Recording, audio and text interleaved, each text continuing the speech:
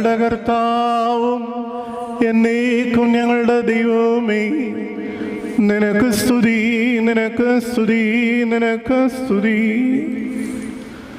ഞങ്ങളുടെ കർത്താവായ യേശു മിശിഹ, ഞങ്ങൾ ഭക്ഷിച്ചതായ നിന്റെ തിരുശരീരവും ഞങ്ങൾ പാനം ചെയ്തു എന്ന പുണ്യമുണ്ടാക്കുന്ന നിന്റെ തിരുരക്തവും ഞങ്ങൾക്ക് ശിക്ഷയ്ക്കോ പ്രതികാരത്തിനോ ആയി തീരരുതേ.